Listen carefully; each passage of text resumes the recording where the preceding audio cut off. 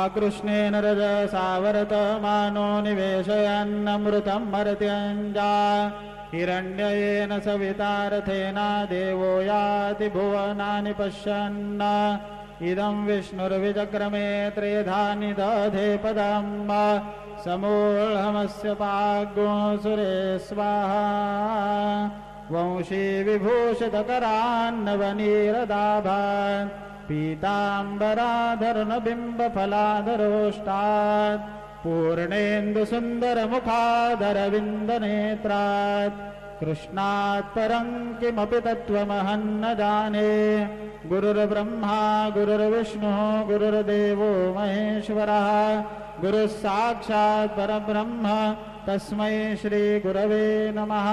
सद्गुरु साईनाथ देवताभ्यो नमः। सायं पूजनार्थे विलेपनार्थे चन्दनं समर्पयामि। गन्धर्वस्त्वा विश्वाव सुपरिदधातु विश्वस्यारिष्ट्यै यजमानस्य परिधिरस्य अग्निर्णयेणिताः विलेपनार्थे चन्दनं समर्पयामि। चन्दनस्योपरि अलङ्कारार्थे अक्षतान् समर्पयामि।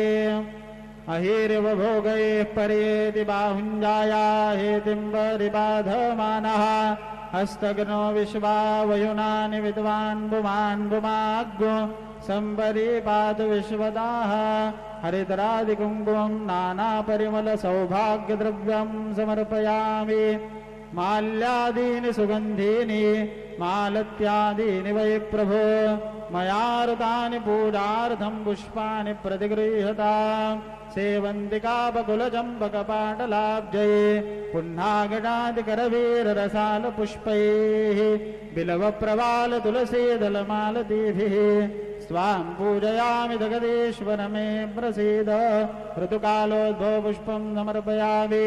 सायंकाले उपहारनैवेद्यं निवेदयामि।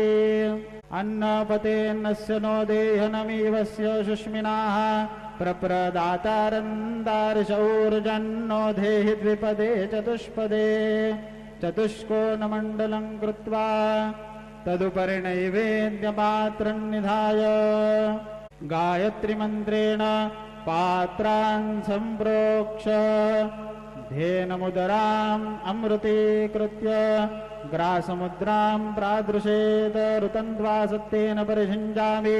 नैवेद्यं निवेदयामि।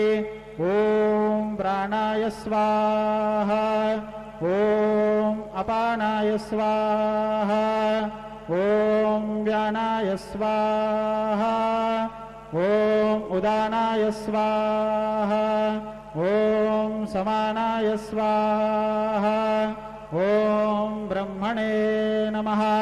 नैवेद्यमध्ये पानीयं समर्पयामि। पुनर्नैवेद्यं निवेदयामि।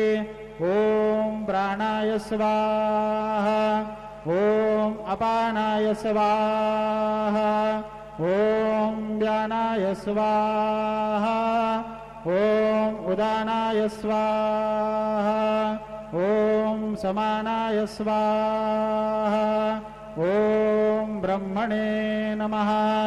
नैवेद्यं समर्पयामि।